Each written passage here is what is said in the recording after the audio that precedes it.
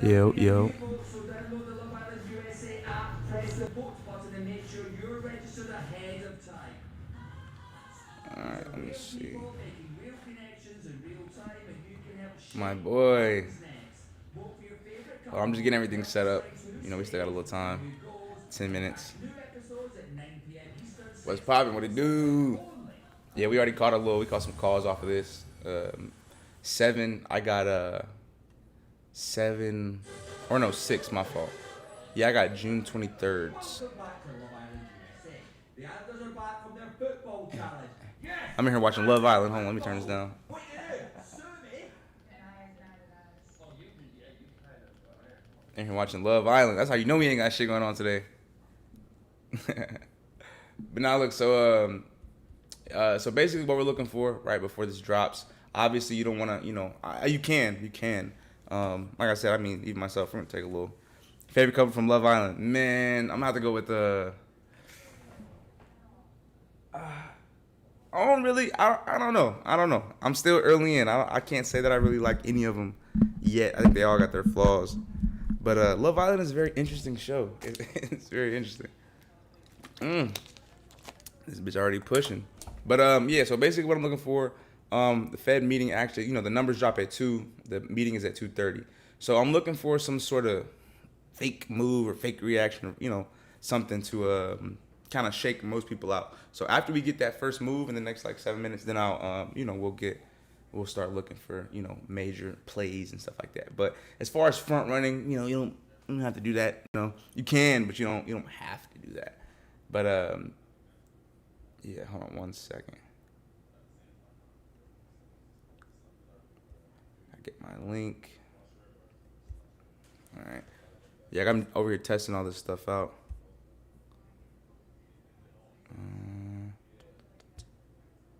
Don't need this. Yeah, like I said, man, as long as we can hold our 748, even if they do come dip in this gap initially, like if on the higher time frames, remember, we're gonna need at least 15, 30 minutes before this thing drop. But I mean, me, as far as I want to see it just go up. Take out that 745, 746. So yeah, like I said, I did have, I took some starters down here on 623, 760 calls. We already made 20% on those, so they're already trimmed. So free FOMC lotto. You know what I'm saying?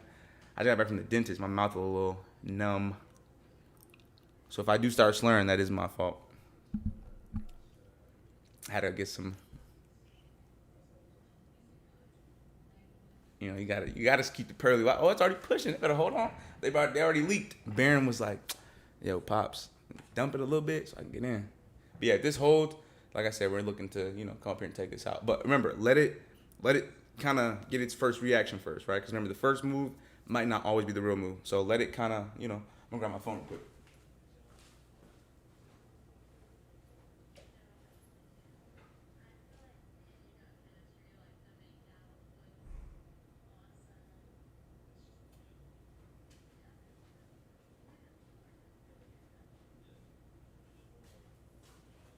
Alrighty. All right, let me see. Yeah, I have NVIDIA 210s as well. I wanted to see how those would go. We actually hit on those as well. So, Spot, come on, man, show us some. Show us some. Can you do some for me? Damn, I ain't gonna lie, these whatchamacallits already pumping too. 755s. All right, we got 5 minutes left. We're closing right on this area. So the reason why I marked this little box right here is because this is yesterday's low and yesterday's close. So if we can hold this on any kind of attempt to fake down, then I'd be looking for a nice little push, right? And we do have this trend line from all-time high where we kind of sold off from. So that's why I said we're kind of sitting just right on it. So it can go either way, all right? So expect the fake out, right? And then save your buying power, and then we'll look for, a nice little move. I gotta share this link.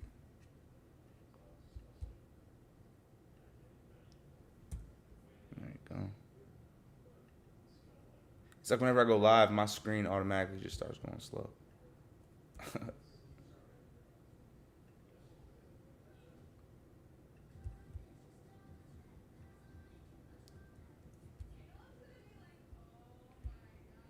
Damn, I should have did this before I set my camera up.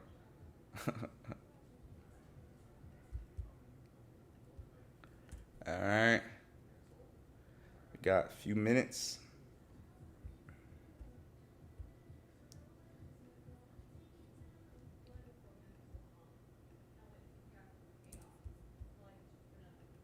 Damn, I might send this like in a mass text or something. Trying to send it out to everybody.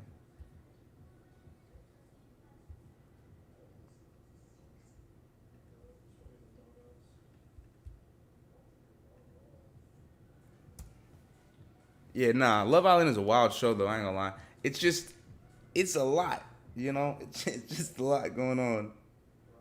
I'd be watching it like, okay, all right, all right.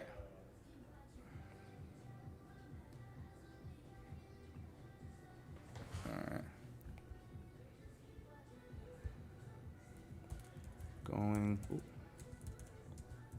going live for FOMC.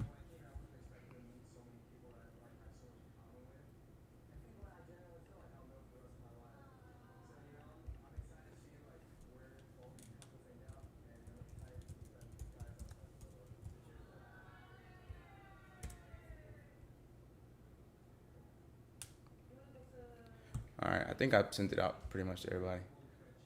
All right, everything kind of is in that same spot. That's why I said like, you know, if we can get this push, jeez, if we can get this push, then you know, it might just be back in business. But if not, you know, definitely gonna have to be more patient with it. Because remember I said like anything underneath this, if we don't take this out, then they can consider this a lower high, right? Because we have a high, we have a lower high, and we didn't quite crack it. So we do have 3 sets of lower highs so far. But at the same time, we have a low, you know, a higher low base, a higher low base. So if this is just another higher low, right, we're just in that inflection point of having to really sit on hands. And this is why the market's been so, you know, choppy lately, kind of slow. But you just gotta, you know, just zoom out to the higher time frames. That's how you kind of avoid getting too chopped up, right? You gotta wait some time, but you know, it's all part of the game. So let's see how these numbers come out, man. All right, let me see. I'm trying to decide if I want to keep this in the video or not. I might cash out on the Nvidia. Hold those.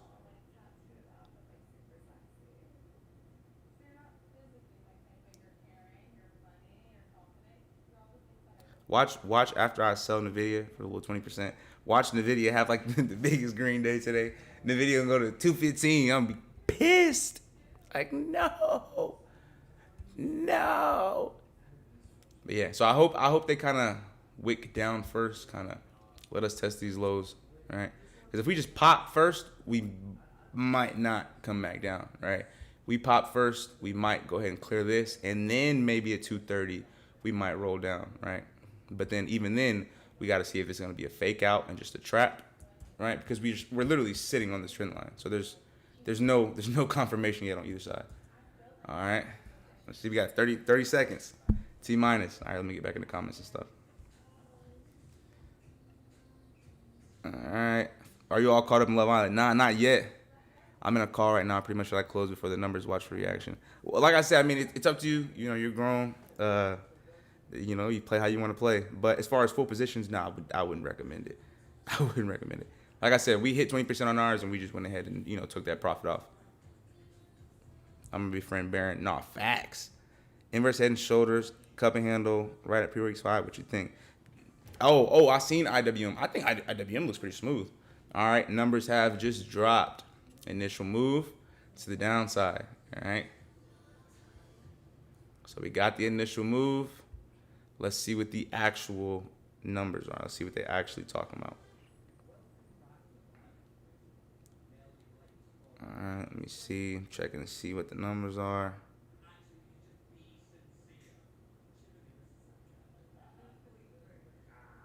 All right.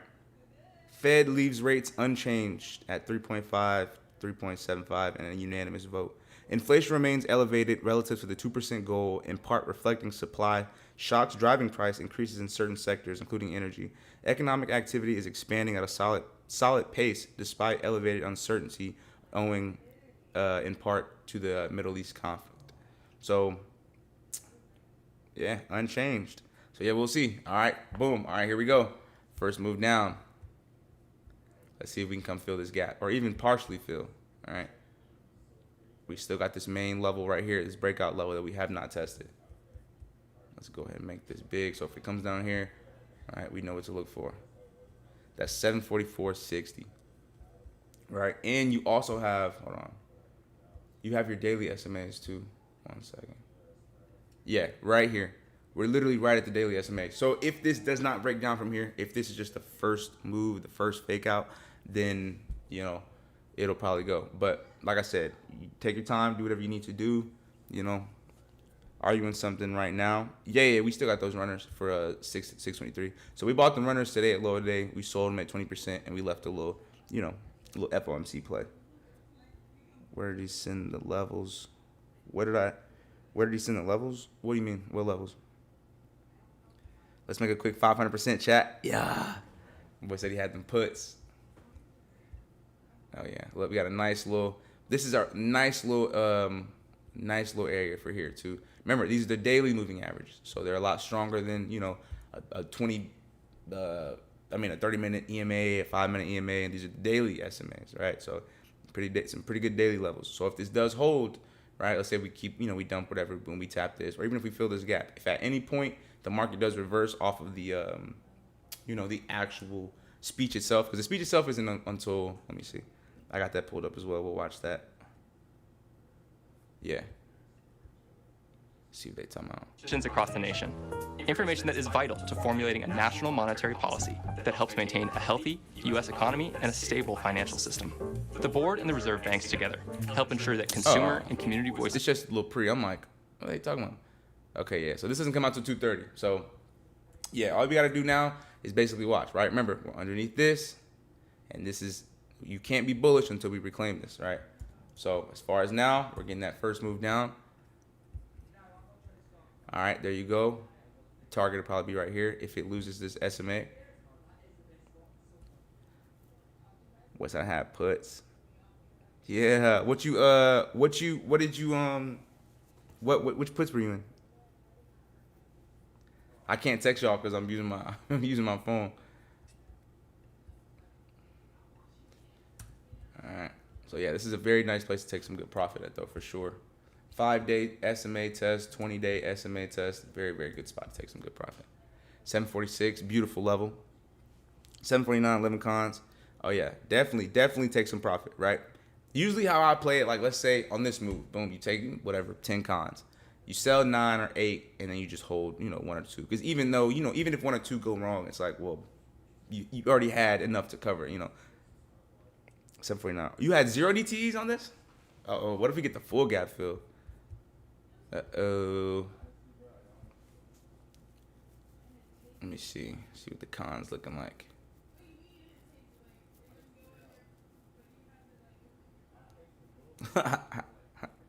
My boy said 756 or I cut it off.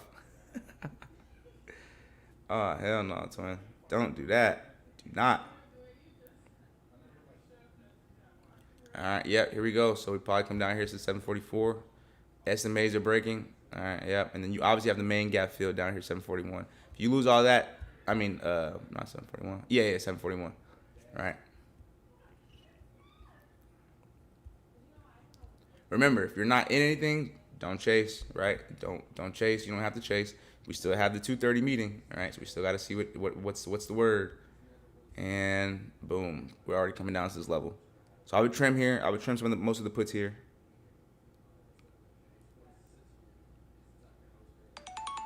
Oh, there it is. 744.80. I just got an alert.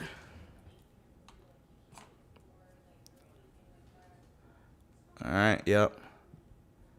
There it is. Once it come down a little more, you got next target 743, 742.80. There it is. Damn, it's moving fast.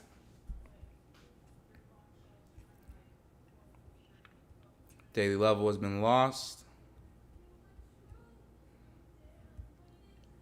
All right, let's move this gap in.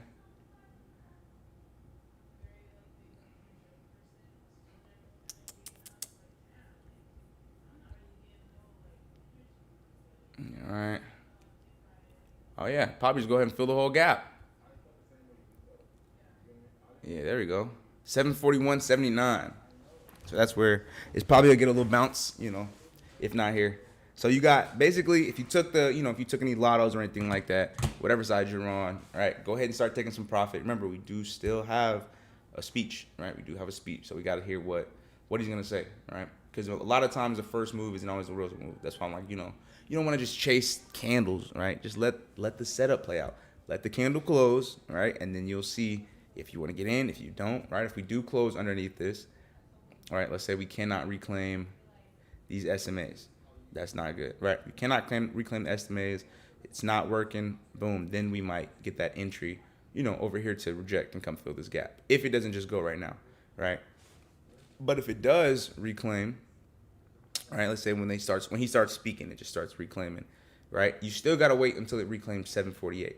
All right. If it reclaims 748, then push back over to 750, then you can, look for that upper target up here. But lower targets, like I said, gap fill, first one. My boy.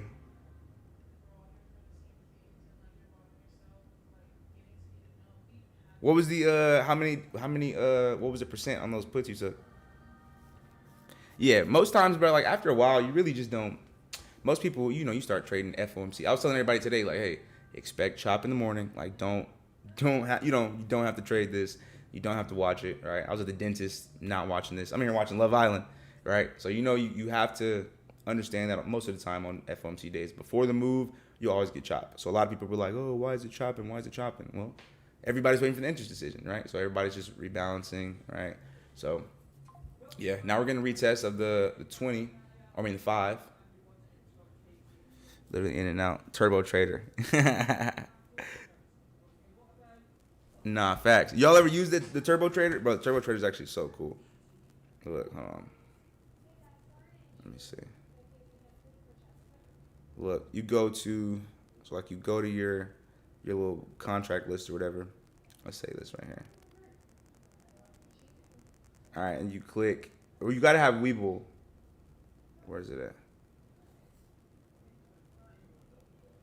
Turbo Trader. Yeah, here it is. Bro, you literally just press you put in how many contracts you want, you just press, it's just instant. That's why when I'm playing SPX, I'm always saying hey, market order. Because SPX, you'll get a wick.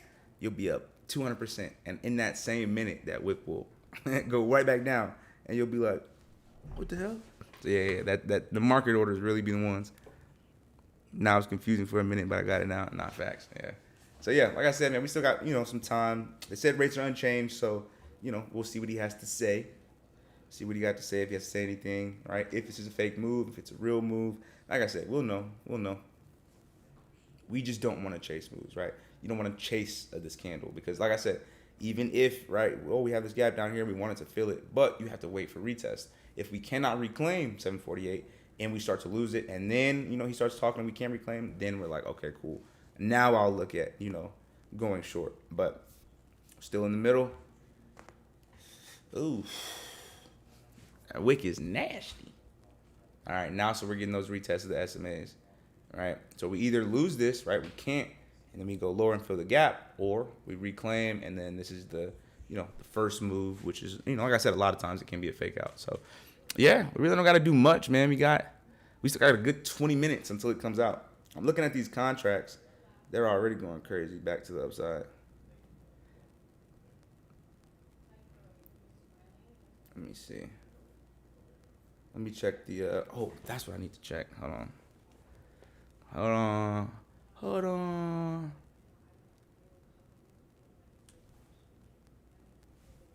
Yeah, nah, Love Island is crazy, but I ain't gonna cap. Cause they be saying some wild stuff. I'd be like, what the? They just say that? Hold on, where's my? I didn't save the link. But yeah, so like I said, if we can reclaim this 748, that's a good first sign. If we cannot, that is a bad first sign. Right? Let the candle close. Give it some time. Still got 20 whole minutes left. Remember, trading is as easy as you make it. If you make it hard, complicated, if you start front running, doing all that stuff, you're going to be stressed out. Cortisol level is going to be through the roof. All right. You don't have to do that. You don't. No one's making you press buy and sell. All right. So you want to just wait until you get the best confirmation on either side. So, that's why I said you can't just short even though we have this huge red candle. Because if you did try to short into this, you got smacked right back up, right? So even if it does go lower, right, remember you want the best entry at the best levels. Middle of the zone is not the best level to go short, right? It's not the best level to go long either, right? So you just do nothing, right? You learn to be patient. You learn to let the market come to you. And like I said, if it does reclaim, we know what we want. 623, 760s. That's what I'm going to be getting if we reclaim this and then we push back above previous day's low and previous day's close. That's where I'll trigger and I'll be like, all right, let's do it. Let's do it. I actually might go closer than that. I might go, what's Monday? 622? 622? Yeah, I think that's 622. Yeah, I mean, this did bounce off of the level we spoke about right before it dropped. Remember, we have this inverse head and shoulder right here? A little sloppy inverse head and shoulder, but right here at the 744, we came all the way down. We bounced right off it. So, good little level to actually mark. Keep that down, right? Same level over here as Friday's high. Came down, swept it, and now we're pushing right back up. Let me check NVIDIA. NVIDIA, same thing. Kind of sold off still. NVIDIA is still holding the bottom of this range. That's why I'm not too overly bearish on NVIDIA just yet either. But, of course, we need NVIDIA to start pumping too. If NVIDIA starts pumping, just probably have a better chance of pumping. Actually set that alert.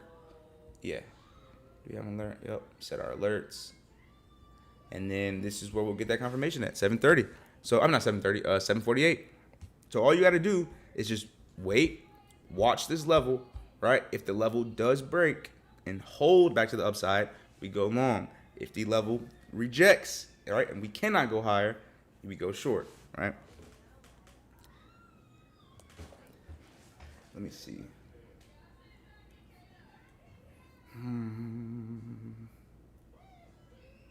Yeah, definitely not playing zeros for sure.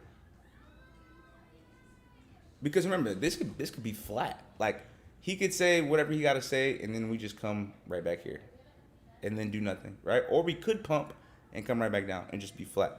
So, yeah. And we got a little 200 down here, I believe. Yeah. Man, the 746. Looking good. Lines up with the SMAs and everything. Oh, man.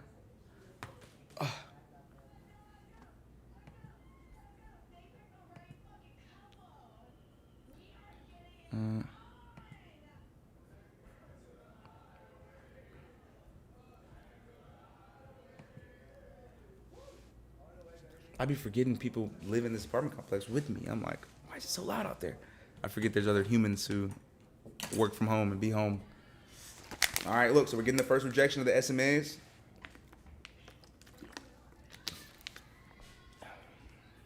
Let's check VIX, see if it's doing anything.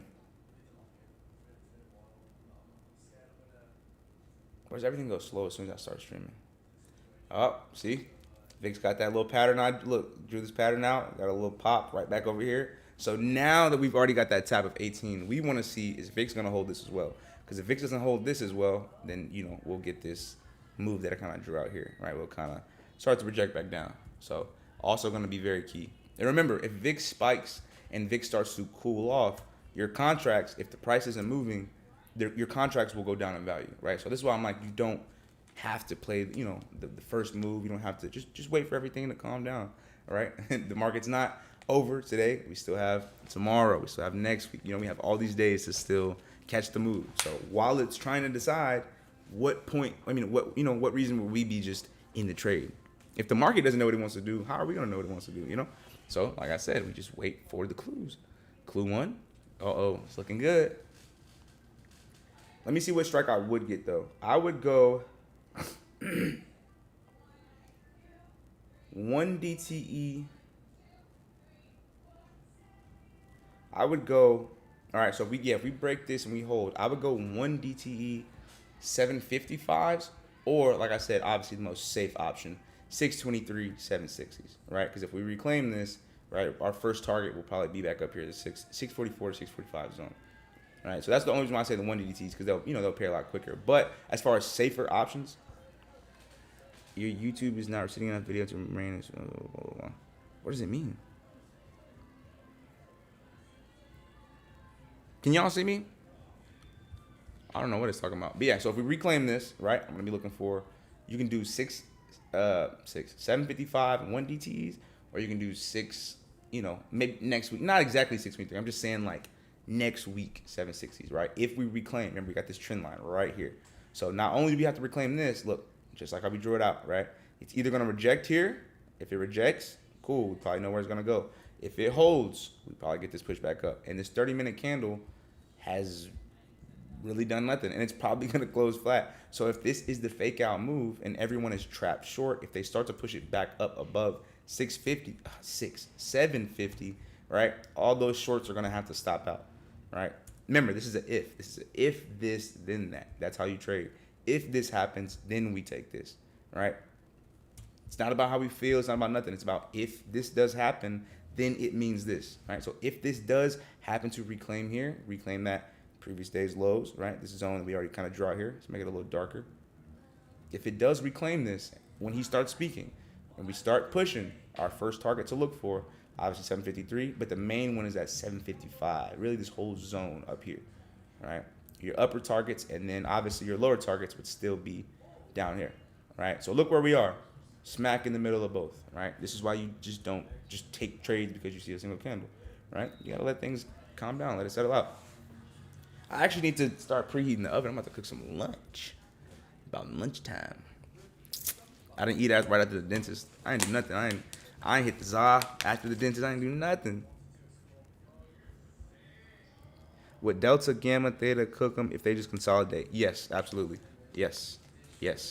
And this is why, you know what I'm saying? This is why it just, it makes more sense to not have to try to chase this move. You know what I'm saying? They're kind of, let's go ahead and see if we can get in early. If you took some lottos, of course, everybody does it. We always love playing a little fun lotto for FOMC, right? Do a little couple contracts, nothing that's going to hurt your account, right? Nothing crazy at all. But I'm talking about real positions as far as like actually trading this, yes. So if you got the first move, that's why I said, hey, you probably want to take your profit right down here, right? And then take more profit when we came back up here. So if we do, remember, these are daily SMAs. It's the daily level.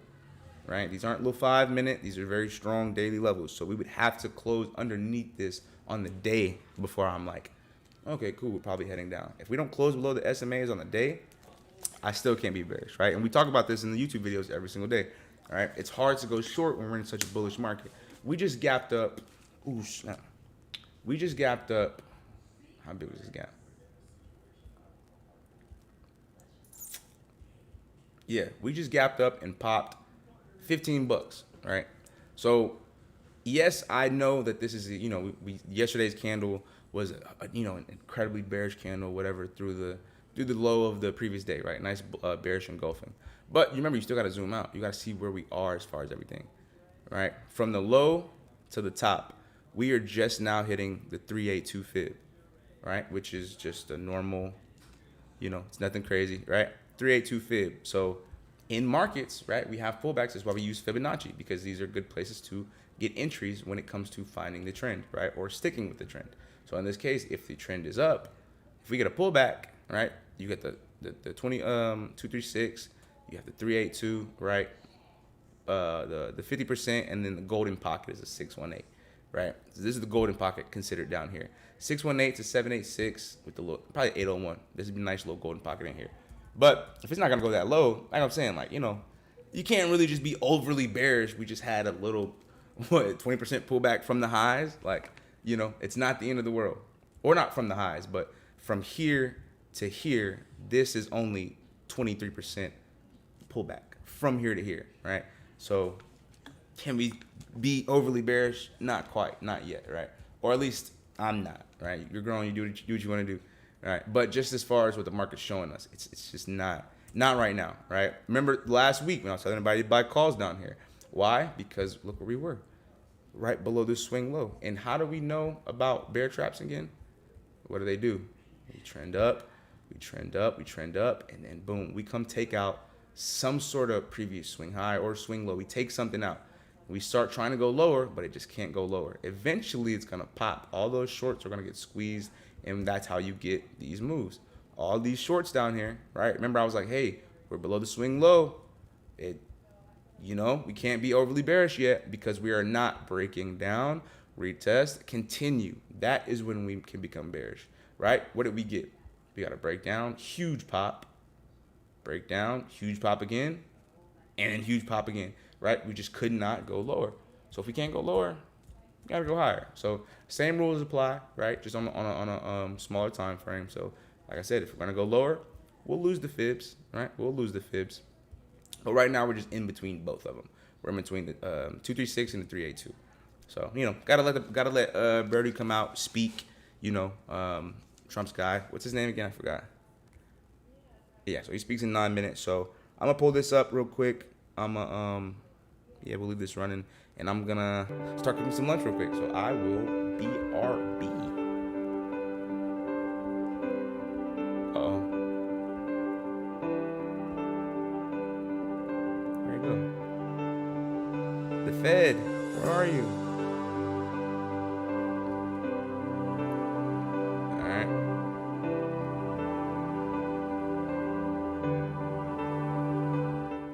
Shit, look, he loud as hell. Can y'all hear this? Warsh. That's Brody's name. Yeah, Warsh. Yeah. So 2:30, right? About 8 minutes. I'm gonna go ahead and go over here, start cooking up some grub real quick. BRB.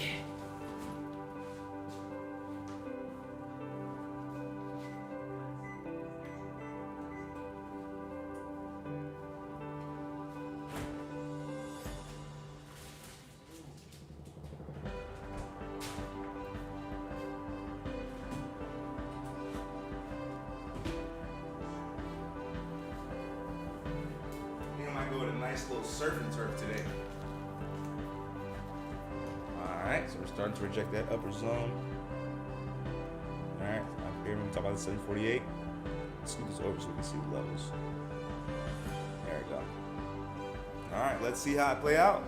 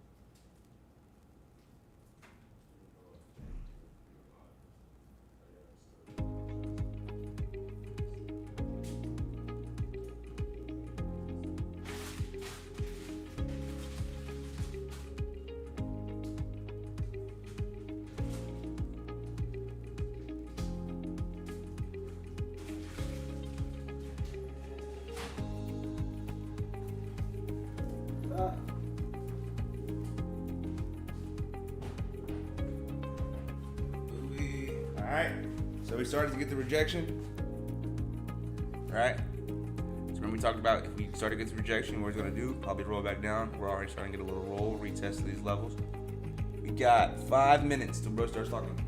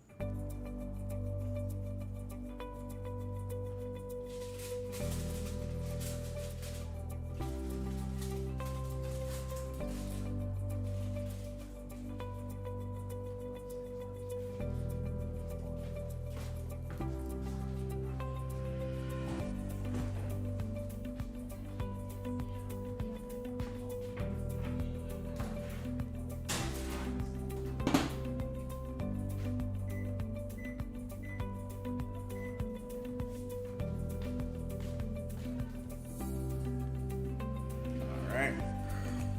Hold on, let me grab a little water real quick.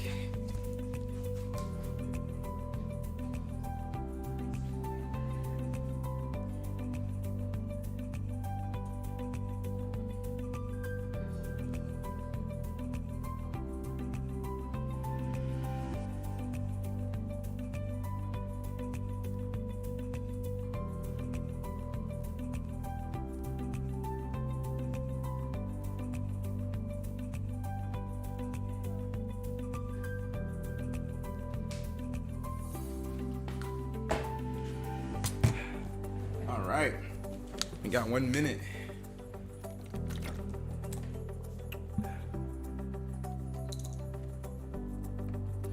All right, we shall see. Let's see what Mr. Walsh has to say. Make sure I got the link right.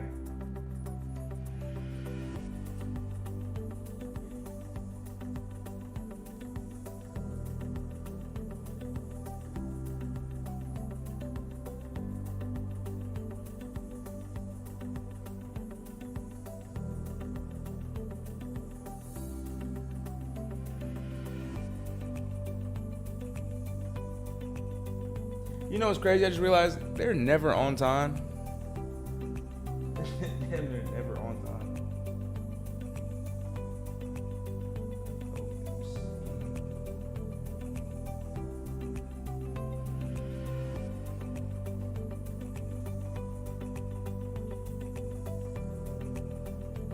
Uh-oh. Well, for some reason, hold on, let me pull up this link.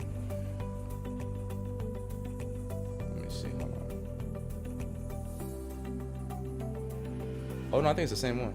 Oh yeah, same one.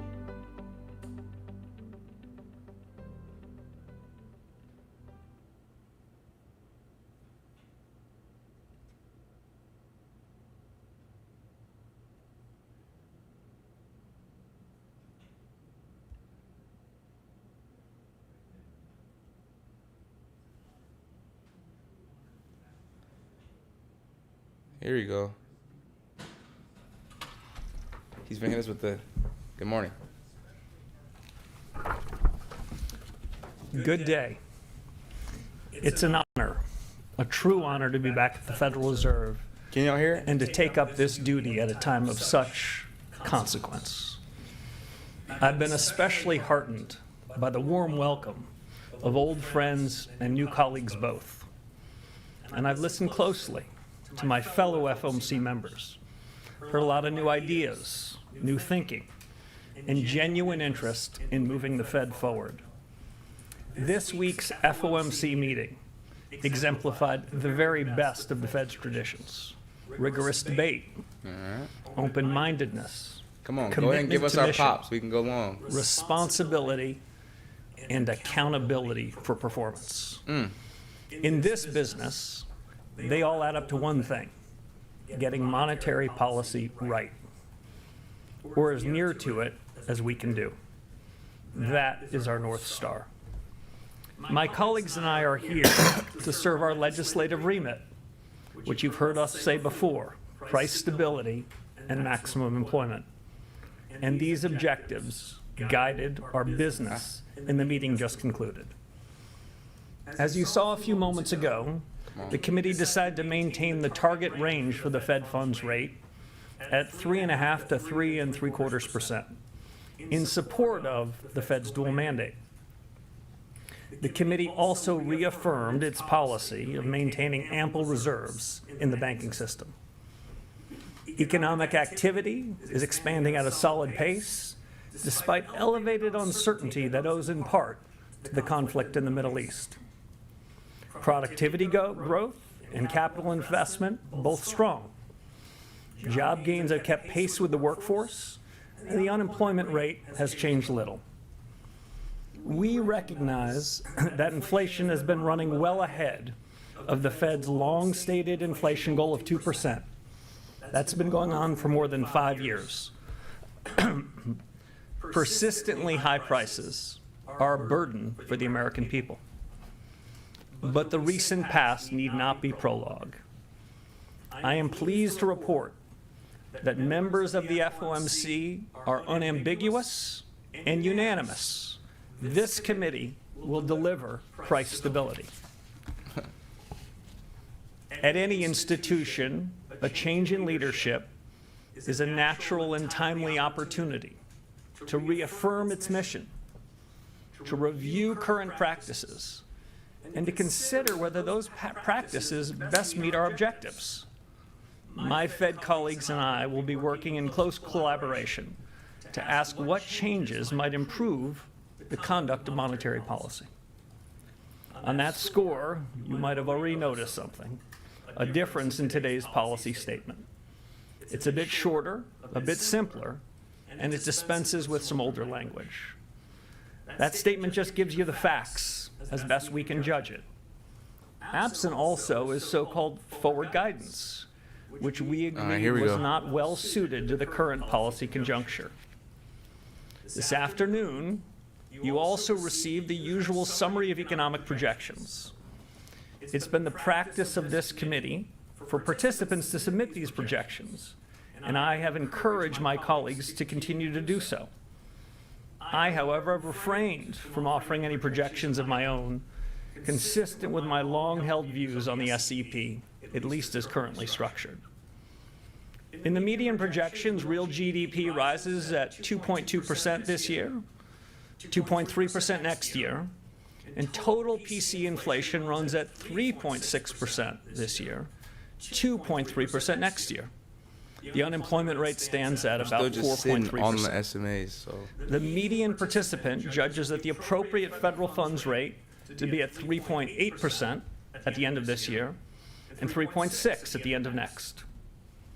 Let me turn now to a few words on a key initiative that we're announcing today. I'm appointing a task force in each of 5 areas that are central to the broad conduct of monetary policy. Not the task force. First, Fed communications. Second, the Fed's balance sheet. Third, our use and reliance on existing data sources. Fourth, productivity and jobs in an era of transformation. And last, the Fed's inflation frameworks. These subjects are timely, consequential, and in my view, worthy of a fresh look. My colleagues and I discussed them with energy and purpose over the last couple of days. For each of these independent task forces, I'm enlisting some of the very best minds, both inside and outside the economics profession. They will be supported by subject matter specialists from our superb Fed staff. And they'll have a straightforward charge. Start with first principles. Ask hard questions. Examine current practice. Consider alternatives. And ultimately, propose next steps for policymaker consideration. Since last summer, my colleagues discussed possible improvements in the form and function of Fed communications.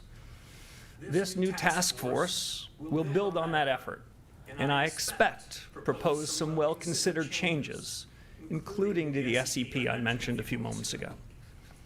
The second task force, the one on balance sheet policy, Are they gonna will squeeze review this the shit or benefits what? and risks of the current ample reserves regime and the composition of the Fed's balance sheet.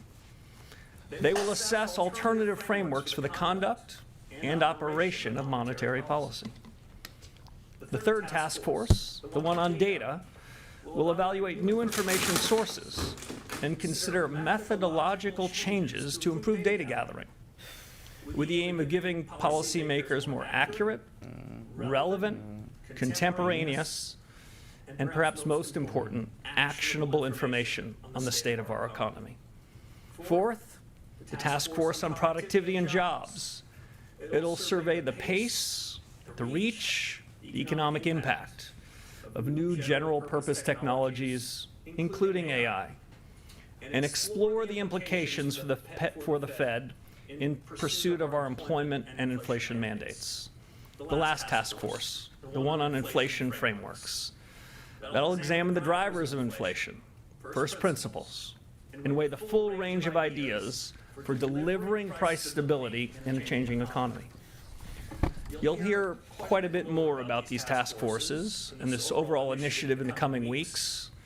Enough for now to make a simple statement. Each task force will serve an objective shared by everyone in the system, shared by everyone around that table that I sat with over the last couple of days.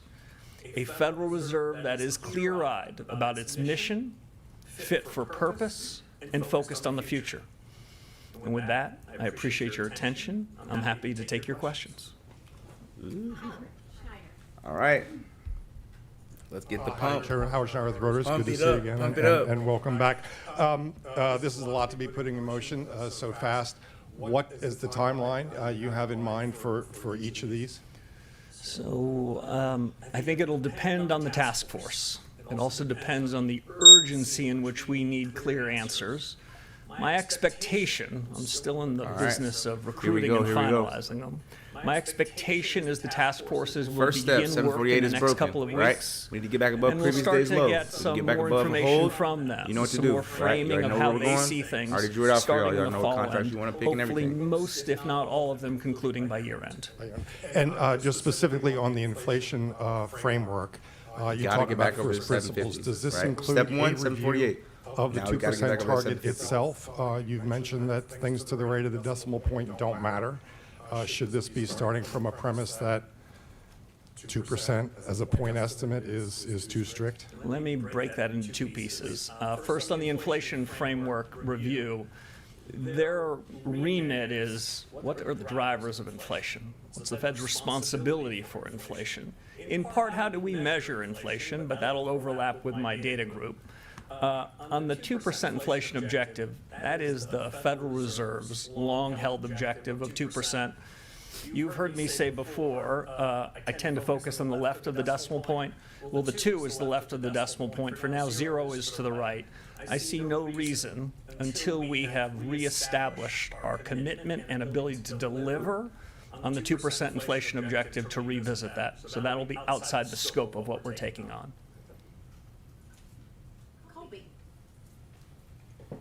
Thank you so much. Colby Smith from the New York Times. You've in the past said that inflation is a choice, and in the policy statement, it includes this pledge to deliver price stability, as you've reiterated today. But looking at the SEP, the bulk of your colleagues expect core PCE to run around 3.3% by year end, and for the 2% inflation target not to be reached until 2028. So I'm curious how patient you think the Fed can afford to be at this juncture in terms of waiting for one-time inflation waves to wash through and for underlying inflation to step down after so many years of inflation fix our running microphones. above target, and under what circumstances you would support the Fed taking some action and raising rates. Sure. So quite a bit there. Let me try to break that into pieces. First, we have the capability and commitment to deliver on our price stability objective of 2%. That's exactly what we're going to do. In the Fed's review of its strategy over the last any number of years, in January, the Fed, including the strategy that we're still bound by, the Fed statement says that inflation is primarily determined by monetary policy. You bet it is. I've said for years inflation is a choice. You bet it is. And today I'm announcing that this committee unambiguously and unanimously have decided we are going to deliver on that. The rest of your questions sounded like an encouragement for me to give forward guidance. We've dropped forward guidance. Some along the committee, I think, dropped it, I suspect, from our discussion the last couple of days, because they said at this moment in time, it doesn't feel as though providing forward guidance is right. Others have, I'd say, different views and think as a general proposition, forward guidance isn't the business we should be in. But that'll be taken up by the Task Force on Communications and my policymaker colleagues. We're going to listen hard to what the experts say and make our own decision. But I can't give any forward guidance about what we're going to do next. The good news is we'll be meeting in 6 weeks. So just following up, I guess, on the current policy setting. He said, "I can't tell I you." am curious how restrictive you think things are at the current moment, given the flow of data that we've seen and, forecasts that are coming down the pipeline. Yeah. I've heard characterizations both inside and the Fed about that. I'll give you my own. It's uneven. If I look at the housing markets as one example, Fed policy isn't the single determinant of the state of the housing market, but broadly I would say Fed policy appears to be somewhat restrictive. I would have a hard time managing to say those words if I were to see what's happening in financial markets. So I'd say it's uneven. That's perhaps a function of different transmission mechanisms of monetary policy, whether monetary policy is coming from our interest rate tool or our balance sheet tool. But the good news, we have a task force on that too, and the balance sheet task force will be looking more at that subject. Not the task force. You've said you don't like forward guidance. You dropped it from the statement this time, but with the dot plot, 9 members suggested that they want a rate increase by the end of the year. I might do some motto like zero DT call. Oh yeah, so here we go. What does this mean in terms of? All right, so we got how step 2. you All right, now guide the we're markets here at and that level. in terms right? of We gotta break above it. It's gotta push. What the dot Yeah, plot's I'm gonna take a future few, just is. a little, nothing crazy. I'm going to have to give you the same Hey, answer I gave to it's pushing. Ms. Smith. Make sure y'all are We've got a trimming these task force for fast. that. I'll give you a little bit more. All right. Nice little 22. I reviewed the dot plots. Remember, and when I saw the well, submissions, trim fast if you're in I zero noted DT. If you bought that all the time, like submissions we got, were you still coming got with time. pencils. Those are green too. You know, those kind of Hey, erasers. let's go. That's to say that I think my colleagues around the 30% table, when they in 1 minute. submitted their dots, Sick work. understand the world is changing quite quickly. And they didn't feel bound by them Yeah. 6 weeks from now or Yeah, 6 come days on. from now, and if, in the event that their circumstances change. All right, 38%. I'll note I a got couple runners. other things. What I heard around the table was, as they submitted their modal forecasts, to Remember, be clear, I use my- weren't- hold on. this was more likely than not. This Remember, when I'm trading zero DTs, I get them off fast, right? We already got 40% on the zeros. Sell the zero DTs, right? Don't try to chase zero DTs. You sell them into the strength.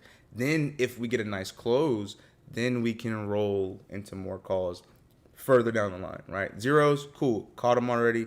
Nice little push, right? But you don't want to chase zeros on a day like this, right? Let it close, and then if it closes good, then we can get more calls for further out, right? So don't chase zeros on here. meetings and the like, transcripts, minutes. This will be part of that.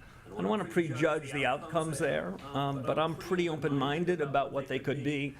And I was just incredibly impressed over the last couple of days. My colleagues over the last 2 days, and frankly, over the first 3 weeks I've been here, they've been very open about changes. Change isn't easy, change is filled with risk, but our number one goal is to get monetary policy right. The way to get monetary policy right is to deliver on the remit that Congress gave us, to deliver on price stability, and there was no disagreement on any of those points. Video The was risk good. of possibly getting the same answer about Still got task 15 minutes forces. Communications, what is your feeling about these news conferences? Are you going to continue one after every meeting? Do you find them useful? What is the future for the way Kevin Warsh will communicate?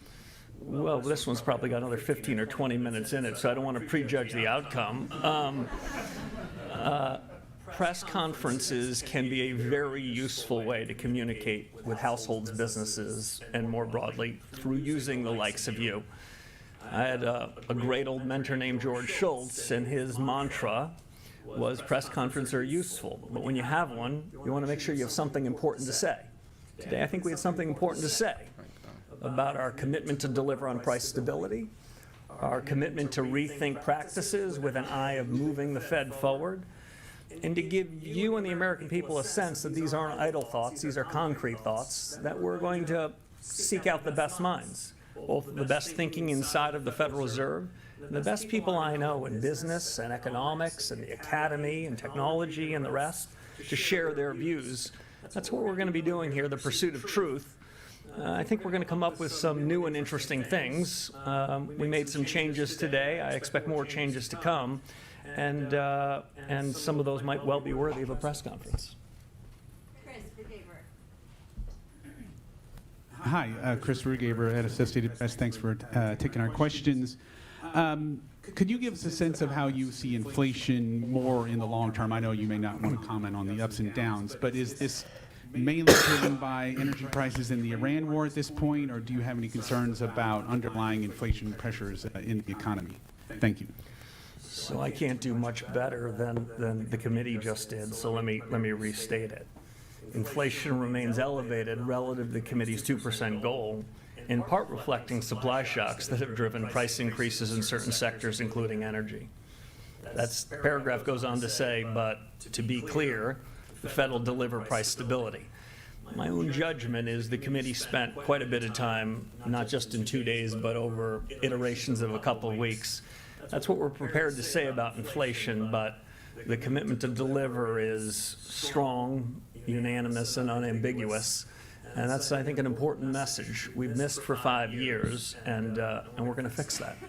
Well, great. And then just on the data task force and everything else, I mean, generally speaking, I think people feel the Fed looks at everything already. Certainly that was the sense from before.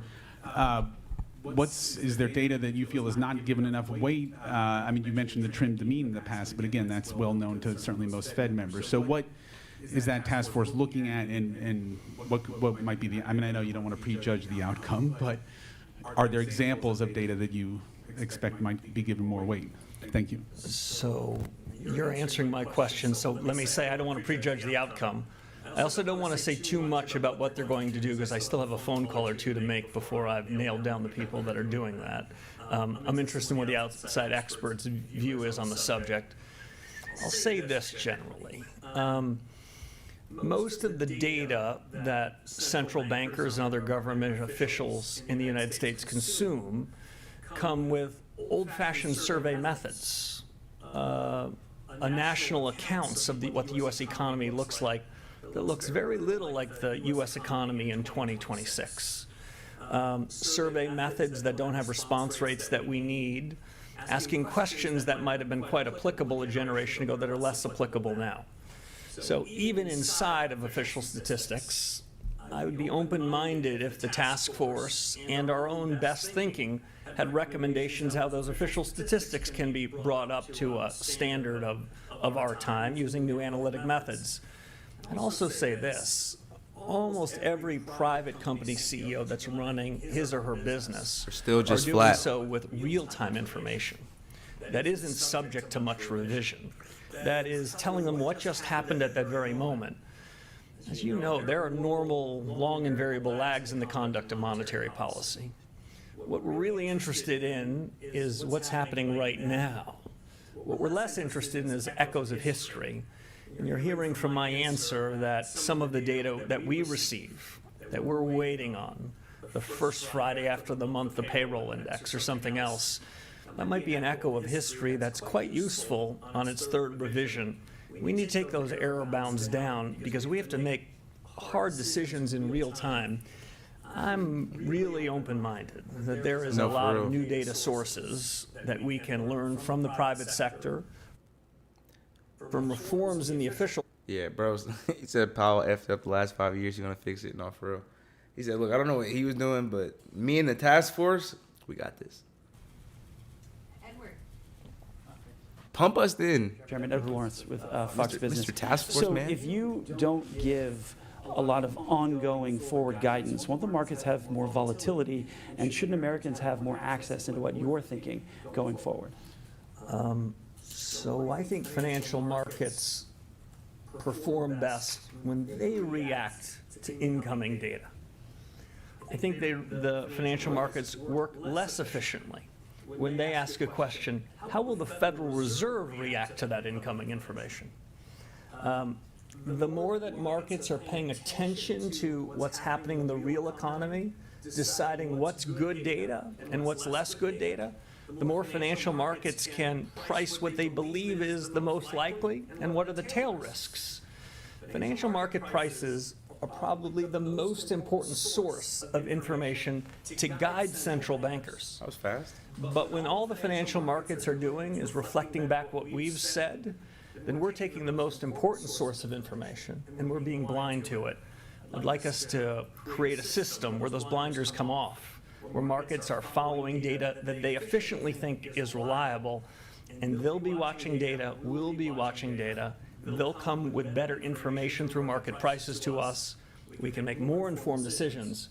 With ultimately the goal that I said at the outset, deliver on the price stability objective that Congress told us to do, and that we've got to get in the business of doing. Yeah, if I could take you in the meeting a little bit. So your first meeting, the board members seem fairly hawkish when you listen to, in general, when you listen to what they're saying. Was there any discussion of a rate cut going forward today? There was one proposal on the table. There was no discussion of any other proposals. The discussion on that proposal, I would say, was quite limited. The group was unanimous and unambiguous on it. It has been. Didn't Trump just tweet that they were going to sign the deal Wednesday or today? Today we had one. I thought it furthered discussion, deepened it, and made it clear what we needed to do and how we needed to deliver. I wouldn't prejudge what happens in the future, but there was only one big subject for us. We took it on. We had a good family fight on it for a couple of days, and we ended up, I think, in a better place. Said the Five Rangers. Thanks a lot, Claire Jones, Financial Times. Coming to this blind, reading this very nice short statement that I think we've all appreciated in the room, one might wonder why you didn't raise rates today, considering what you're saying here about the risks to U.S. inflation and your mandate. I guess, why not, and what would you need to see in order to get to that place? And secondly, on your task forces, are there any best practices at other central banks that you'd consider looking at? Thank you. I'm glad they're in the practice of giving you two questions, because my answer to your first question was to be very curt. I've got nothing more to say than the statement itself. Be very curt. And to the point of the question I got before, market reactions to what we say unfiltered, I think is more helpful than having delivered a statement, me then improvising further upon it. Best practices of task forces. This is a subject I've thought some about. I've been on a task force or two in my life. Best practice, find the best minds. Ensure that the task forces have a range of people, both by backgrounds and predispositions, so they too can have a bit of a family fight. Make sure when you establish a task force that the group that's going to be the recipient of the information feels as though they've got some equities in it too. That's why we're looking for, haven't done the final roll call, some of the most significant talent we have in the building and across the reserve banks on each of these, and in some sense seconding them to this group for a period of some number of months, so that the leaders of the task force know what the most analytical central bank in the world thinks about that. They can reflect on it. And a final best practice, we're not outsourcing decisions to anybody. Administrations past and present, reserve banks have chosen a group of 19 people around the table. These will be our decisions. We can agree to some of the recommendations, disagree with others, have a good family fight about it. But what comes from them will, I hope and believe, make the discussion we have internally better, stronger, more of a dialectic, so that we can finally deliver on that price stability objective. Just a quick follow-up on your markets point. If you look at 2-year yields, they're really suggesting that markets think more tightening is needed. Would that be your read on what the 2-year yield is saying as well? We were in such a good place. This is why we don't do third questions, I presume. I'm not going to offer any commentary on market reaction over the last 30 or 60 minutes. What we've given markets is a new chapter for the central bank, some fresh thinking. What we've given markets and households and businesses, I think, is a commitment to ask ourselves hard questions such that we can deliver on the promises that we've made before. This is a lot of change for financial markets to digest. I wouldn't be particularly intrigued by how they react in the first several minutes or even first several days. What I think is most important is that financial markets, and at least as important, households and businesses know that this central bank will deliver on price stability. Hi, Chairman Warsh. Brian Chung with NBC News. Thank you for taking our questions. So when you say that we've dropped forward guidance for the layperson, that might sound like the Fed's going to say less or offer less insight into where their borrowing costs might go. So for the person that maybe you might run into at the grocery store, where the price tags are rising at a faster pace than their wages at the moment, how would you explain it to them? I don't know if task force might be the answer there, but how would you kind of communicate this era, this chapter of the Fed? If I told somebody in the milk aisle that I had a task force for that, I think that would be doing a very poor job, so I appreciate it. If I saw somebody in the grocery store, what I would say to them is that we cannot have a very significant effect on particular prices. The price of oil in the markets today, or even the price of a dozen eggs, that does not have first-order consequences to what we're doing. But we do have a really important job there, and it's to make sure that those changes in oil or beef or eggs or milk don't broaden in the economy, don't have second and third order effects. That's our job, that's our commitment, that's our capability, and we're going to deliver on it. And then is the Fed's relationship with the Treasury also under review? There was the normal breakfast meetings with the Treasury Secretary. Is that something you intend to continue doing? And have you had conversations with the President since you're swearing in? So on the President, I don't have anything for you. With respect to the Treasury Secretary, he has been posting pictures of our breakfast, so I don't think I can deny that. The long tradition at the central bank is that the Fed Chairman and the Treasury Secretary meet weekly. I think we've pulled off 3 of those so far. I believe he's overseas this week, so this will be the exception to the rule. I think they're very useful discussions. The central bank's objectives and our roles and responsibilities are quite delineated from the fiscal authorities. And in my view, monetary policy is independent in the conduct of what we do. But that doesn't mean we're not interested in what's happening with the fiscal authorities. The way I think about it is this central bank needs to have a wide lens, but a narrow remit. We need to be quite interested in what's happening in the world. I won't be breaking any news here to suggest I'm quite interested in what's happening in the Middle East. That does have some effect on our day job. It doesn't mean it's our responsibility, but I think we're going to keep a wide lens, and my meetings with Secretary Besson to this point have helped widen that aperture, so we're aware of things that could affect our day job, even if it isn't. Steve Leisman, CNBC. Mr. Chair, thank you. Mr. Chairman, thank you for taking my question. You had said in the before you became chairman that you thought productivity was a reason why the Federal Reserve could lower interest rates. Do you still believe that to be the case?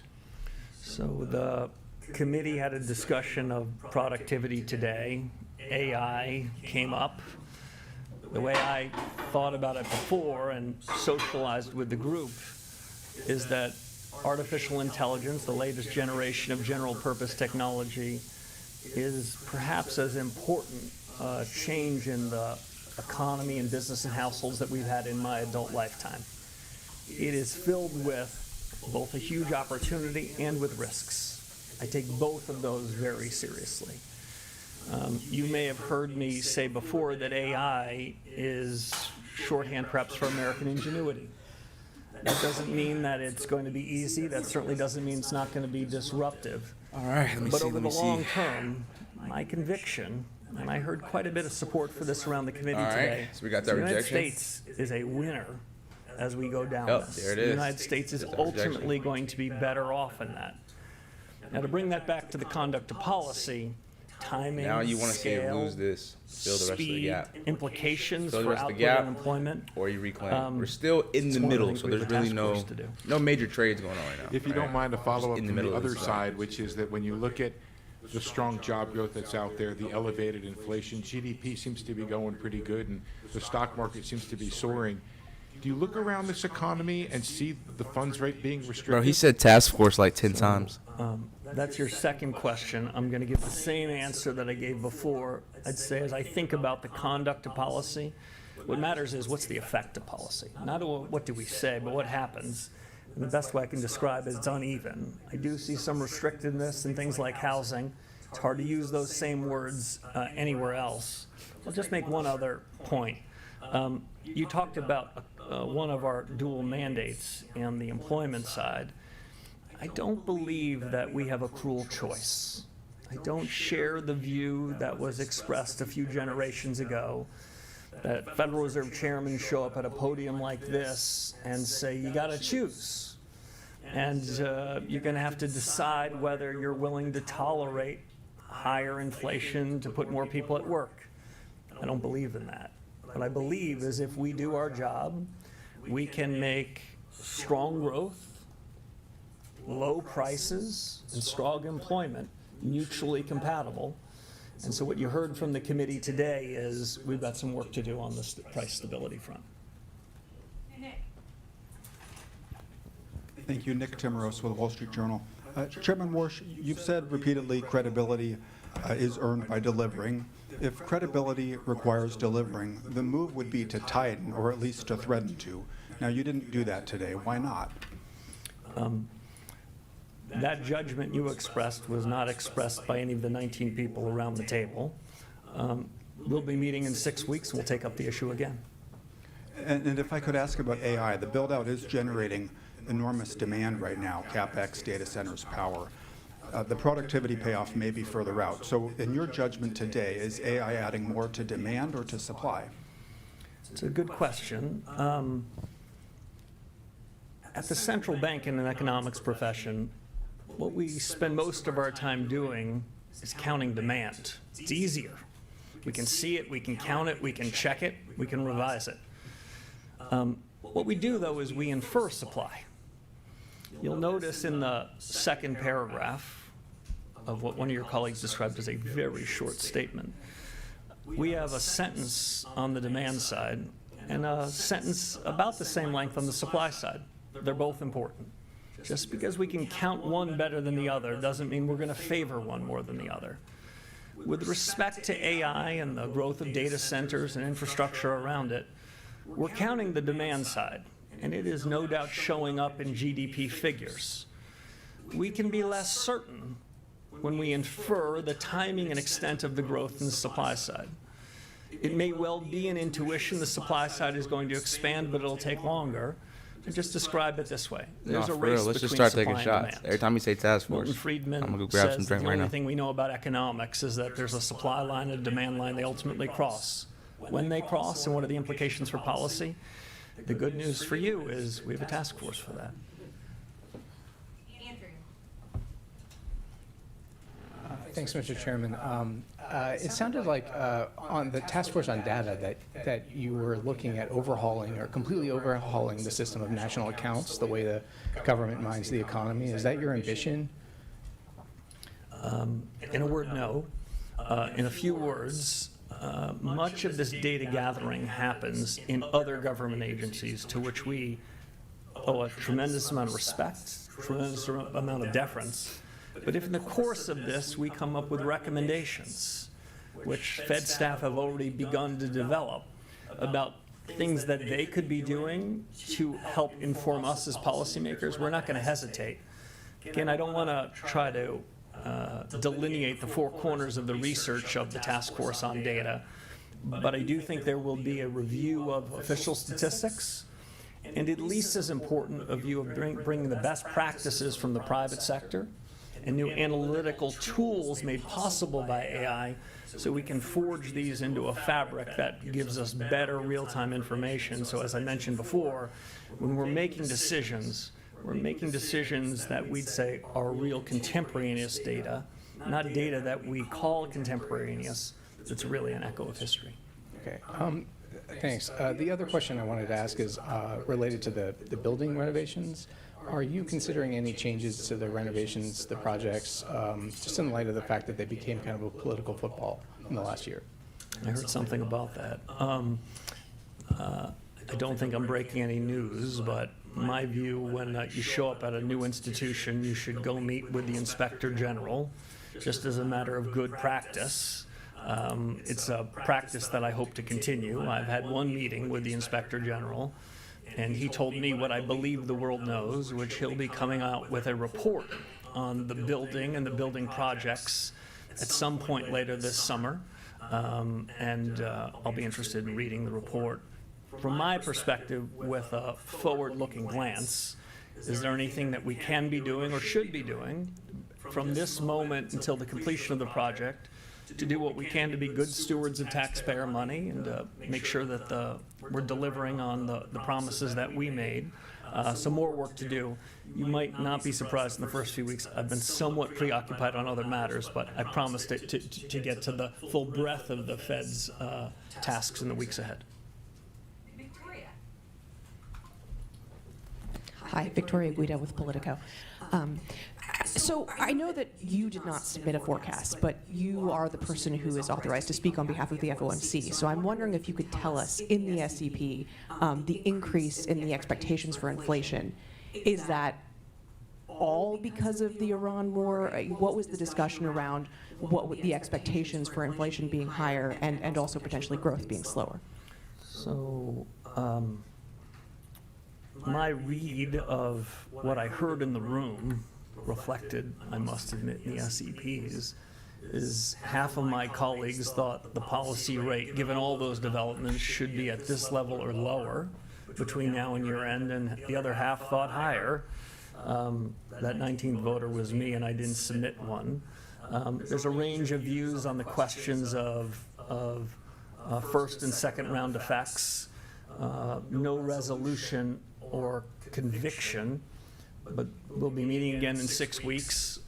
I think we're going to know more then, and I think that my colleagues are very attentive to incoming developments between now and then. And can I just quick follow-up on the SEP?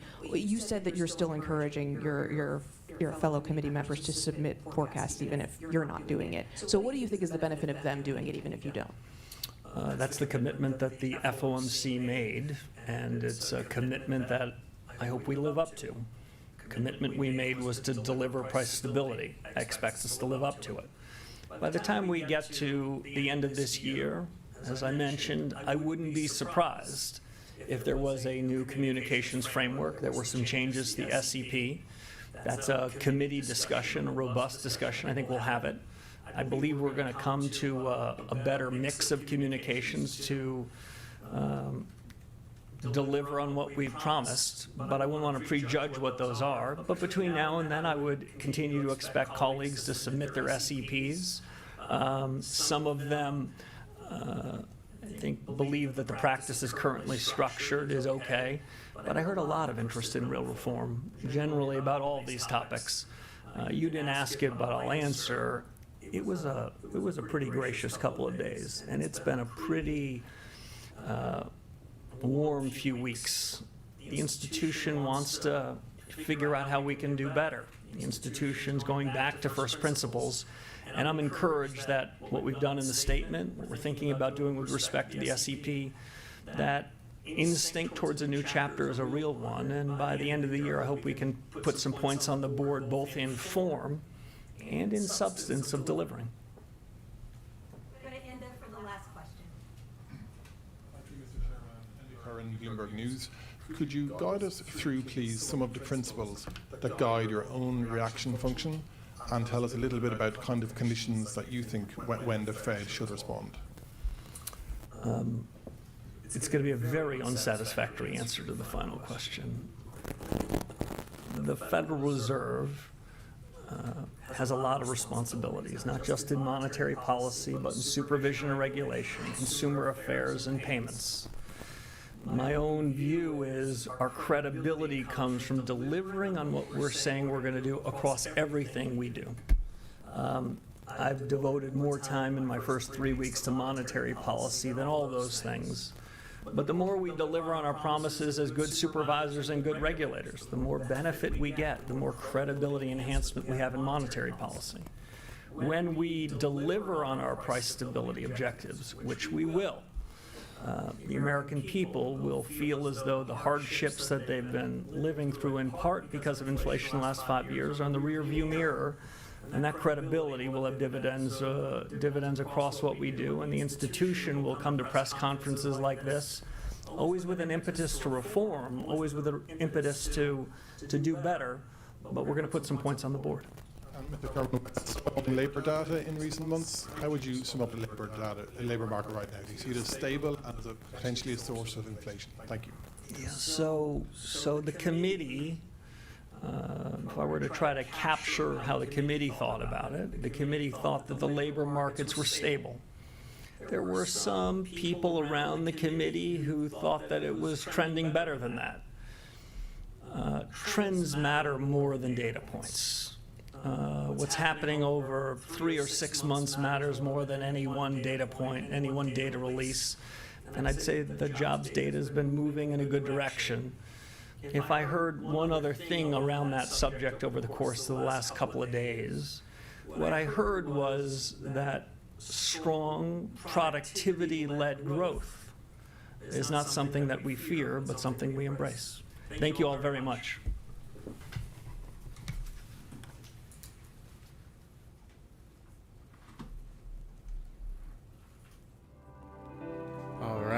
All right. That's now ended. All right. So, price didn't really do much, right? We didn't really do much of anything. We're still in between this zone, right? Above 746, but we're still below 748. If we, like I said, we're still in between this range, so there's really still nothing to do just yet. But, like I said, if we reclaim, we're still bullish, right? Remember, we're still only at the 386 in between the 236 and the 382 fib. So, nothing really to do, right? We caught a nice little scalp on the calls the first time, and that was pretty much it. So we'll see how this closes out, right? We got a little, this candle's about to close right now. All right, let's zoom out to the higher time frames and see what we got. See what the story's telling us so far. So it's not really saying much. We really didn't even move when he was, when he was talking. Like, we got that first pump, but I mean, didn't really go higher, didn't really go lower. Bro, I'm tired of this slow price. Like, bro, just give us the move. We're gonna go up or down. Hey, tripping. But yeah, man, it's still the same. It's literally nothing's changed. Like, that speech, FOMC did nothing for the price action, right? We are below, right? We're below the trend line and we're below the 748. So the only way we can be bullish, got to reclaim both of those, right? Pop out, and we'll tag those up here. If we can't, remember, the first play, if we roll, huge gap right here, 741, right? If we do break 741, you got that major 50% fib, 738, right? 738, that's that really, really, really good level. But yeah, if this is going to be a higher low, then you'll start to see, remember, we talked about possibilities of both sides, right? So if this is going to be a higher low, then it'll attempt to roll all the way back down here, all right? But we'll see it. It's not going to catch anybody off guard, right? It's not going to be I don't know what to do. No. But I mean, it's cool, right? It's FOMC. There's never really much to do, on FOMC. Everything's damn near a lotto. Yeah, this shit basically closing flat. So we had an entire hour. We closed here, spent an entire hour right here. So we didn't do nothing. Oh, man. All right, but this is good, though. This is good because if we're not really doing much, all right, we're not really losing this gap, right? We haven't even closed the gap yet. That's the thing. Like, if we're going to be bearish, at least let us close the gap and lose it, right? Slice through the gap. Try to recover, roll back down, right? Or if we're going to pop, just go ahead and pop. But like I said, we're in the middle, so don't try to force this, right? If there's nothing to do, there's nothing to do, right? That's it. There's just nothing to do. There's no point in being in anything just yet, right? We already took our calls off the table. We got that nice little 40% pump. I was tempted to take puts, but I was like, nah. You got to have a game plan, so my game plan was only to go long down here. So that's what I did, right? We got a little head and shoulders forming up. So if we do go lower, like I said, you know where to target. If it go higher, you know where to target, right? So because we're in the middle, don't do anything, right? Unless you just want to be gambling. You want to gamble, I got some parlays for you. But yeah, I mean, yeah, close the gap. But I mean, we're closing the gap, but we need to go ahead and close that. Now, if we close today, because we still got an hour left on the day, or not an hour, we got about a good 40 minutes. If we do push below this and we close below this gap, yeah, now you got to kind of be very, very, very, very careful about trying to go long down here, right? I still wouldn't go long down here. I remember I told y'all, only place I'm really going long is above this. This is where I'm going long. Anything in here, I don't want to do anything, right? Because we have a mean gap that we're just now filling. So if this is just a gap close reversal, then tomorrow we'll know, right? So you need more time to determine what we're going to do, because this is just isn't giving us any, full answers yet. We got 45 minutes to the day closes. And yeah, it's best to just wait and see how this closes, right? I told all my students today, hey, they were asking me about levels and stuff. I said, hey, we're probably not going to do much trading today, right? It's FOMC, expect it to be choppy, right? Expect it to be volatile. Don't trade it unless you know what you're doing. And, tomorrow over time, mind you, everyone's like, oh, the market's waiting for this. Market's waiting for this. All right, got a sport bet. You got a sports bet. Now, they did have a free pick today. They did. They had a free pick with what's our guy's name? Our guy, Ronaldo. Boy, Ronaldo had a nice little free pick. We did, in fact, take that. You know what I'm saying? We had to. I took it 2 times. I took it, because it was like a free, we only needed 1 pass attempt for Ronaldo. But I took Kelsey Plum and Paige, however you pronounce her last name. But let's see. Let's see if we can catch a little banger real quick before the end of the day. Right, so if we do lose this, like I said, we already know we want this gap to fill. So we could take a little, 741 little lotto, all right? Nothing too crazy, just a little gap fill play. Let's see how this plays out. Yeah, I would do like a, small size. Contracts are cheap. I think they're like $20, $20, $30. Either that or like a SPX lotto, all right? So I'm going to do SPY. I'm going to see if we can at least come take out this low, or even try to come just fill the damn gap. All right, if we're going to go down, we need to start moving down. All this middle zone stuff is like, we're going, we're not going, we're going, we're not going. But yeah, if you want to get a nice little lotto, right, this candle has 10 minutes left, right? Remember, 2:30 is when they close all the Robin Hooders, so wait till 2:30. Oh, damn, you probably can't, damn it. Well, either way, there'll always be more confirmation as we go, right? So right now we're breaking the neckline, so you need to close below, all right? Attempt. Push lower. That's how you get confirmation, right? Not one candle. You need that candle, the following candle, and then the following candle, right? 3 candles set up. The breakdown candle, the retest candle, and then the candle that pushes through the breakdown, right? Same thing for the upside. Breakup candle, retest candle, the candle that pushes. So you need multiple candles, right? But yeah, let's see if we can go and get this dump ski.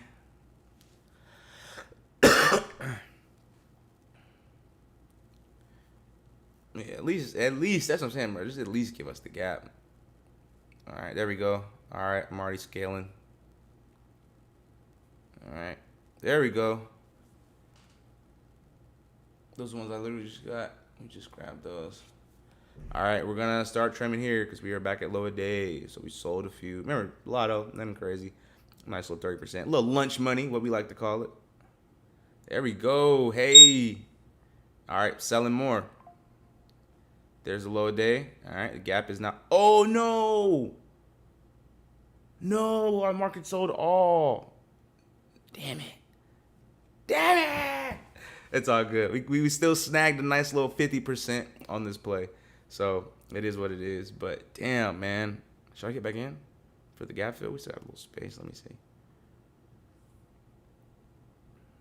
Damn, bro. They got my ass. That's the only thing about the turbo trade, bro. I mean, you just start hitting, spamming that shit. That shit just, no, bro.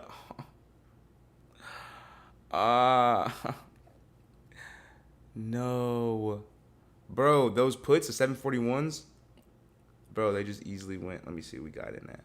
We got in that 0.2. So, let me see. Damn, bro, they already did 200%. Well, if you took the puts with me, you're still up. Hold them a little longer. Close the gap. I'm not going to get in. Like I said, it's just this much space. But damn, that was still a beautiful play. right? From here to here.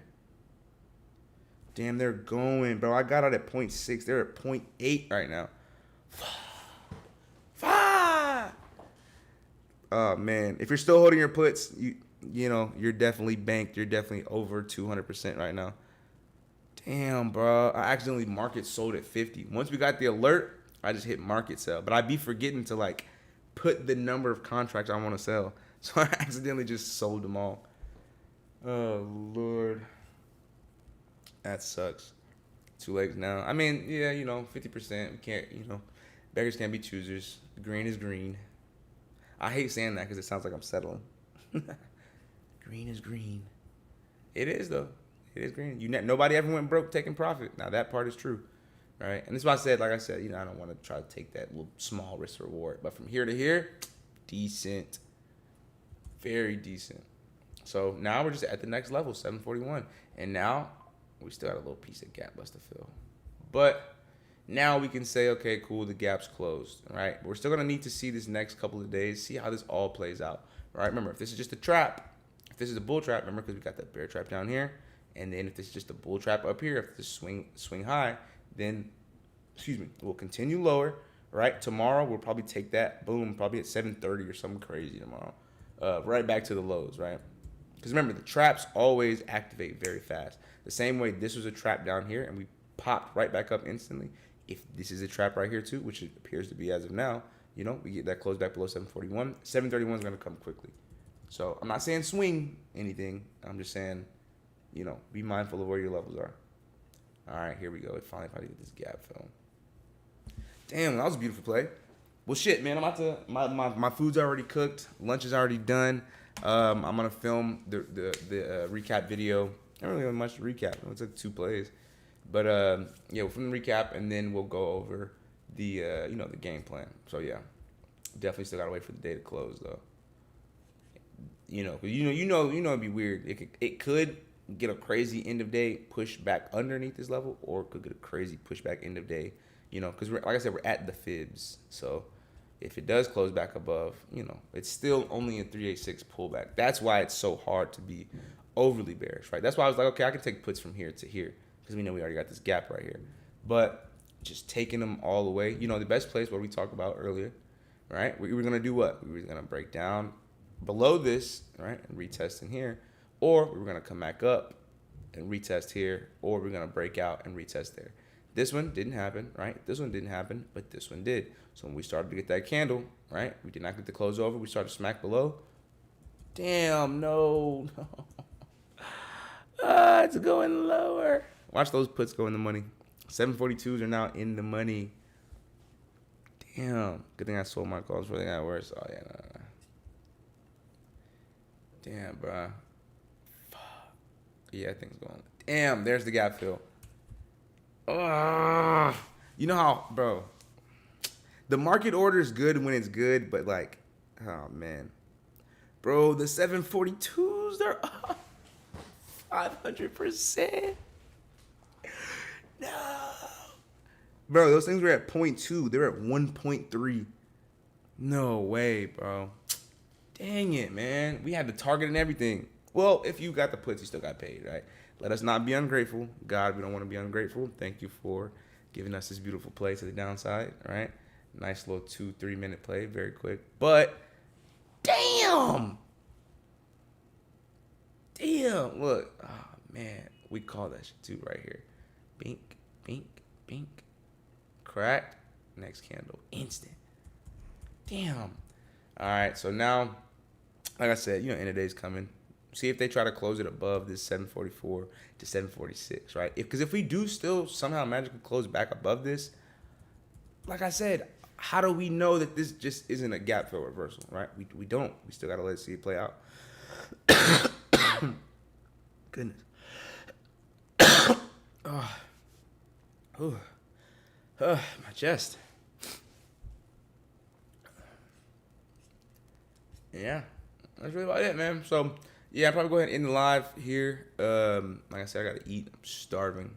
I didn't eat all morning because I had to go to the dentist before. But now, lips still a little numb, mouth's a little numb, but you know how we do.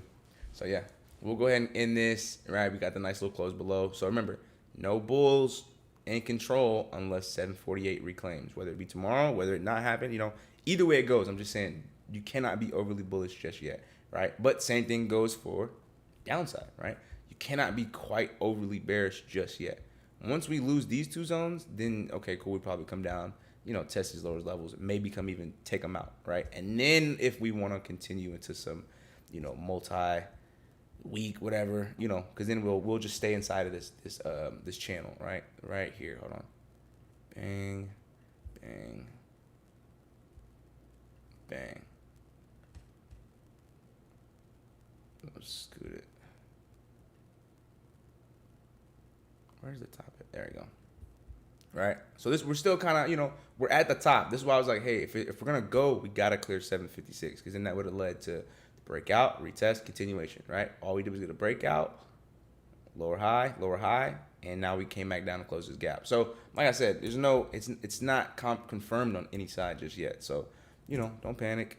I just hope we don't. I hope that now FOMC is over. I hope the slow price action can finally lock in. Bro, ever since they changed the PDT, bro, it's just been so slow. You gotta literally just take one move a day, just one trade a day. That's really about it. And it is harder I know the new people that I have a lot of students that are kind of like, bro, like this is just super hard. But I'm telling them like, it's not you. The conditions are pretty rough right now. Learning the trade in this right here, yeah, I know that's pretty tough. All right, got to be tough. Even over here, when everybody was freaking out, like, oh, we're trapping, we're not doing anything. I was like, hey, relax. Expect a trap. We're still setting a higher low. It's cool. Breathe, right? And then eventually, boom, we caught the 800% swings. Beautiful, right? So now, look what we're doing, right? Just getting a pullback. Only way this isn't a pullback, like I said, is if we lose these levels, right? We're only at the 386, so it's not the end of the world just yet, right? And like I said, I'll go over this all in the video, but yeah, all right, we had the first fake out move. NVIDIA's probably dumping too. Yeah, NVIDIA's dumping. So if NVIDIA's dumping, if it does take out these lows, it might be time. It might be time to go ahead and start shorting the pops, right? Shorting the pops, selling the rips. Because remember, all over here, all we were doing every day, all the time was buying the dips, right? Buying the dips. But if we're going to set a daily lower high, and we can't, right? We can't seem to set some sort of lower, higher high in between here and here. Remember, it's not up to us what the market does. We just play the reactions. So it doesn't matter what it does. We just have to understand, okay, well, if it does this, right? Remember, it can't reclaim this. We can't be overly bullish no more. Damn, bro. 742's in the money now. I'm hurt. Bro, I was going to hold him till we hit like 739 or something, bro. Oh, my God.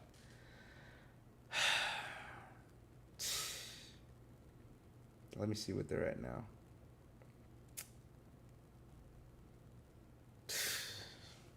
Oh, y'all don't even want to know. Y'all don't even want to know, man. I think on the ad we got in it, and they were 0.28 or 0.29. First ad was like 0.7, and then I started adding more like 0.10, 0.15, right? So I had a good chunk of them, and then this is nasty work. Right to our level 2, bro. This sucks. Oh man. Yeah. Well, I mean, like I said, pretty chill. Not really much. We're still inside this. Remember, we're still inside an overall range, right? We still have a very large multi-day type range that we're in, right? So we do need to lose that. Your downside targets, right? Under 741, you do have the 739 all the way down here, right? 739 or 738.70, right? 732. Low key, what's the 732s for tomorrow looking like? I know it sounds crazy, but if they do want to rug it, mind you, they're talking about how the Iran deal isn't. Oh shit, my phone's at 1. Oh shit, hold on. It's the worst shit ever. Phone finna die. All right, my shit at 1%. All right, yeah, let me see. Yeah, because it'll probably still come down, even if not right now. It should probably still come down overnight. Yeah, because we lost that gap, right? Remember, if you lose a gap, you don't want to see it continue. You want to see it start to gap fill reversal, right? So this is what you really want to see. You want to see this shit pop from here, right? We're at our level. So remember, you cannot short at your support level, right? You short into it. So we shorted into the support level. Take our profit. And then if the market wants to continue through the short level, you will get a strong close below, right? You'll get a retest probably tomorrow because we only got 30 minutes left. And then we'll start to see, whether we roll over. Man. Bro, the 742s. Gang, the 742s are just getting paid right now. Oh, my gosh. Look. Bro, we got in. Mind you, after he said all that BS, let me see. Contracts were around $15. That's where we got in, around $15 each. We added more as it was pushing down. And then now look at it. Just spazzing out. Pain. Oh, it's pumping even more. Oh, bro, this would have been a 10x. No way, bro. You know what? F market sell, bro. I hate market sales. Hate market sell. No way they just did me like that, gang. Bro. Well, the other ones are moving fast, though. The 730s I was just talking about. Those are moving pretty fast. So I would definitely trim those before end of day. 16% on those. Oh, yeah, it's pushing. Yeah. I don't know if I'll swing them, per se. I would have swung if we had kept all the zeros. I definitely would have swung that shit. But, yeah, I don't know if I'm going to swing these. I'll probably just take the profit, right? Free money. Nice little 16%. Yeah, that's what I'll do. I'll take the profit on those just because it's a quick move. And remember, you don't want to short into this. We got to see it close below first. Then, So we do have time, but, yeah, it's no point in trying to, guess the move. Let the move happen and confirm. Then you'll know if it's a true move, right? If anything, I prefer, for a downside move, I prefer us to retest 745, maybe even 746, and then start to roll back down, right? Because trying to catch this, I mean, you can do it, right? You can do it. It can definitely just melt all the way down overnight and just, boom, tomorrow open up at 730. That's definitely possible. But, the odds of it, happening without one of these wicks is just kind of scary, right? Remember, we want to do risk to reward. Your best risk, to the best reward. Risk to reward is not saying, oh, yeah, short this immediately right here. Because like I said, of course it can go lower. It always can. But you'd rather wait for a retest, right? You don't want to buy at the very bottom of a 1, 2, 3, almost starting on the fourth red candle, right? So just let it close. Remember, there's no need to stress. There's no need to rush, right? The market's not going without you. Yes, okay, cool. We did miss out on a nasty 10x trade, and we sold for 50%. That does hurt. But like I said, there's always gonna be another play, right? We got the gap closed, so we can only infer. Okay, well, if we don't go lower, even if we do, if they sweep it and we come back up, then we gotta respect more levels, right? So probably just let it bottom out today, right? Let it bottom out overnight, right? Like I said, if it wants to go lower, it will. If we will go lower, we'll definitely get a retest first, right? Whether that retest be over here or, like I said, if it does go lower, we'll retest it at whatever level it goes to. So just, y'all be patient with it. We probably do close randomly, get some random spike into end of the day. Oh no, we already hit it. Wait, hold on. Why is this showing? It's saying that we already hit 739 today. I do not see 739 print. Uh-oh, are they telling us something? I hope not. But yeah, either way it goes, man, be patient. Remember, you don't have to be in anything. If you don't feel comfortable, if you're not confident in it, don't do it, right? Remember, all you got to do is look left. What happened to the left? Even same thing over here. All we had to do was look left, right? Look left again. We're going to bounce from the zone or we're going to reject from the zone. So this is why we had a game plan. We're either going to go up or even when we came down here, we're going to reclaim it and go up or we're just not, right? And we got the reject. So yeah, y'all be easy. Y'all be patient. I'm going to eat food. And then by the time I finish eating, I will go ahead and record the video and the game plan for tomorrow. So now we finally got FOMC out the way, right? We'll see how this closes. And now we'll have a better game plan, right? Because like I said, if we do close above, we'll be kind of like, right? But if we do just, like I said, just red close below, probably about that time, So yeah, y'all be easy, man. Remember, take your trades, right? You don't need to overtrade. If you have days where you're like, hey, I'm going to catch this little 20%, boom, catch 20%, walk away, right? You don't have to catch every single move, right? You see, even when we're live trading, like, we're not looking to catch every single spike. We're just looking for a good setup, right? And then once we knew, we already were rejecting here. We got the breakdown, retest, right? Lower high. This is why we took the puts right here. Easy one candle. If you held them, the bitches did 10x, which is disgusting. It hurts my stomach.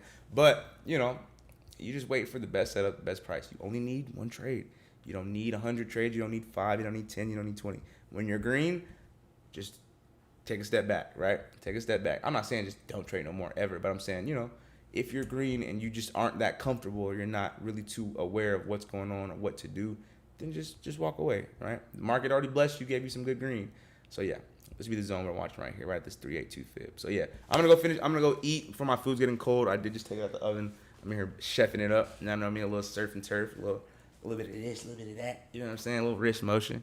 You know, got to keep the ice, you know what I'm saying? Got to keep the wrist motion going, dummy. You know what I'm saying? Not just mess with y'all. But y'all boys be easy, man. I'll see y'all in a little bit. Peace.